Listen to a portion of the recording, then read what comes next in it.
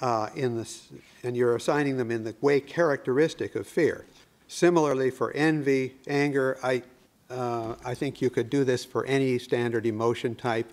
You can specify the lead concepts in the emotion type, and then you can write what I call a defining proposition for the emotion type.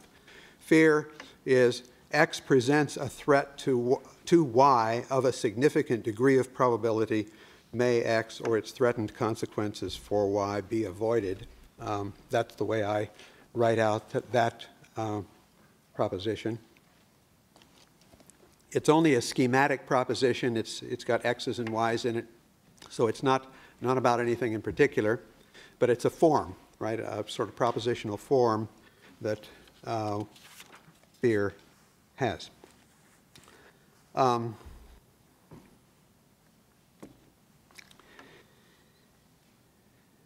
So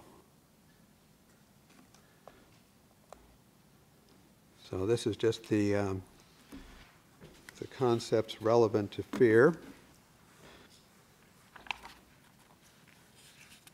and their connections. Yeah. So in the defining proposition, the concern on which the emotion is based is not explicitly stated. I don't know how to do that within a proposition. So, but the word threat suggests concern, right? I mean, it's the vocabulary of the emotion type suggests the concern that it's based on. So now I've got this extended analogy. I'll just read you this sentence. Just as seeing the duck rabbit as a duck consists in perceptually assigning roles to the elements of the drawing, and hearing the fish sentence as saying something coherent about fish's fishing activities consists in perceptually assigning grammatical and semantic roles to its word tokens, so fearing that one's child will fall off the wall consists in perceptually assigning roles to aspects of the situation, and thus arranging them in the conceptual order of the defining proposition for fear. The child is Y, the threat to his well-being is his treading near the edge of the wall, and the avoidance of the threat to the child or the protection of the child's well-being against the threat is some action that will prevent his falling off the wall. The parent who experiences this fear cares about the well-being of his child and perceives the whole situation with its aspects, thus perceptually assigned, through the lens of this care. Now, we can easily imagine an adolescent watching a video, say, of this very same scene. He sees the child treading close to the wall, and he feels no fear at all. Or maybe you might even make it a live thing. It's not a video; it's a live situation. This teenage hoodlum over here is watching the child, and he's just sort of curious as to whether the child will fall off the wall and hurt himself. And it would be a little bit exciting if he did, a mild piece of entertainment. So the difference, I'm saying, between the adolescent and the parent is a difference of care, a difference of concern. They construe the situations in very different ways, even though perhaps they both see that there's a threat to this child and the child is in danger and so forth. Now, let's talk just a little bit about affect. Affect is crucial to the kind of perception that I'm talking about. Affect is the feel that an emotion has. It's the way the emotion feels when you're conscious of the emotion, right? So, and affect is usually valenced, right? So there's either a positive or a negative valence to it. For fear, it's a negative valence. For hope, it's a positive valence. The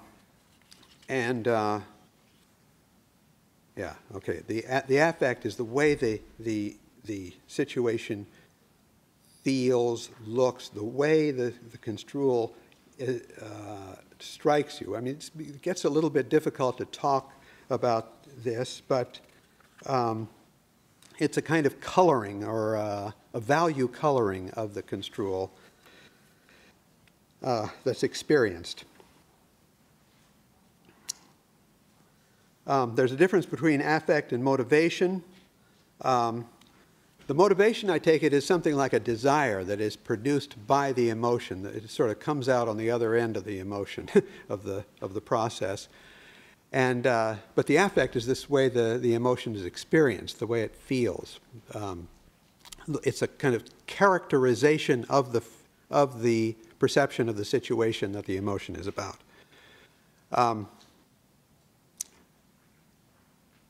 You can be motivated by your affect.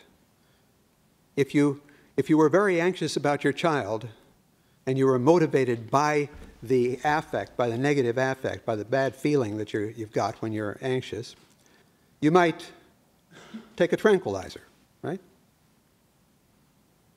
Or you might, try to love your child less or something. There are all sorts of ways of getting rid of bad affect. But so when you're motivated by anxiety for the child, you're not motivated by the affect, right? It's not as though you want to get rid of the bad affect or you want to continue having the good affect. It's that you're motivated by the motive for that's coming out of the emotion is I think of it as a kind of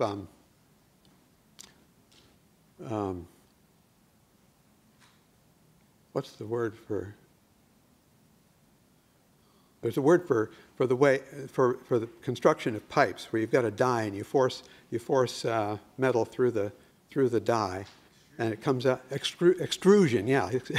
So the idea I think about the motivation is that the motivation gets extruded through the construal. It's the care that's going into the emotion, and then it gets extruded, you might say, through the propositional form of the emotion, and then it comes out as a desire on the other side. That's kind of a visual thing. So there's quite a difference between affect and motivation, but affect is what we're really interested in when we're talking about the epistemology here of emotions. So what about emotions and moral judgments?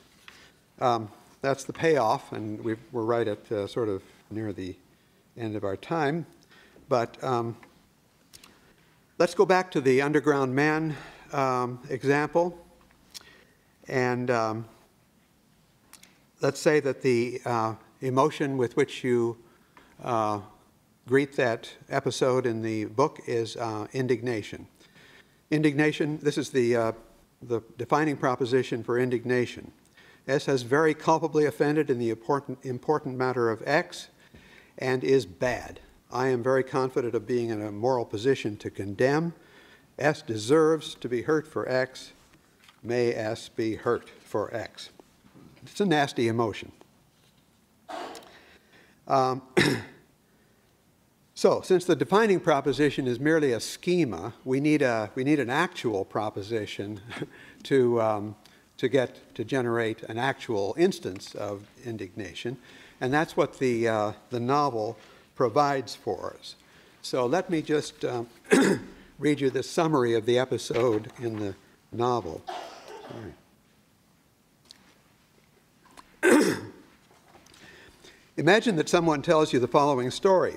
A man you know personally has been insulted and rejected by his associates at a dinner party, and afterwards follows them to a brothel to start a fight, only to find that they have already dispersed into the rooms. While there, he falls in with a prostitute, Lisa, whom you also know well enough to be concerned about her well-being. The man wants to assuage his wounded vanity and has been in the habit of doing so by exercising power over others. After he has slept with Lisa, he preaches a little sermon to her on the glories of family life and the degradations of prostitution. He pours it on really thick, and by his rhetoric reduces her to a condition of bitter remorse and of gratitude and admiration toward himself. Overplaying his assumed role of judge and savior, he gives her his address on departing, indicating that she may come to him. When she does come to his room several days later in hopes of pursuing the relationship with her sage redeemer, he is humiliated by her seeing his poverty and turns on her with vindictive anger, telling her that he never cared for her at all, doesn't mind if she degrades herself in prostitution, and was only using her to salve the social wounds he had received at the drinking party. In her disillusionment, she is devastated and leaves. Now, let's say that your response to the story is indignation against the man for falsely raising Lisa's expectations, shamelessly jeopardizing her to relieve his own emotional pain, and punishing her for doing just what he had invited her to do. In your indignation, you are vividly impressed with the nastiness of the situation, the blameworthiness of the underground man, and the victimization of Lisa. This evaluative coloring of the facts of the situation is what I call the emotions affect. Your indignation is based on a concern for Lisa's well-being and a more general concern for justice.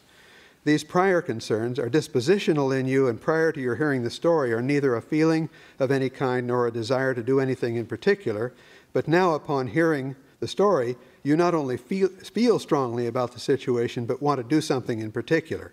You would like to get hold of the man and make him regret deeply and intensely what he has done to her. So toward Lisa, you feel an aching compassion which has been aroused by the narrative, and it too involves a desire to do something in particular, in this case to console her, to assuage her suffering, to let her know that you support her. And so you've got a vivid experience now of this situation. It's a rational state in the sense that it comes out of this narrative. You're taking the parts, you're collecting, you might say, information about the underground man and Lisa across the course of the narrative, and then you at some point you form the construal of the underground man with the indignation construal.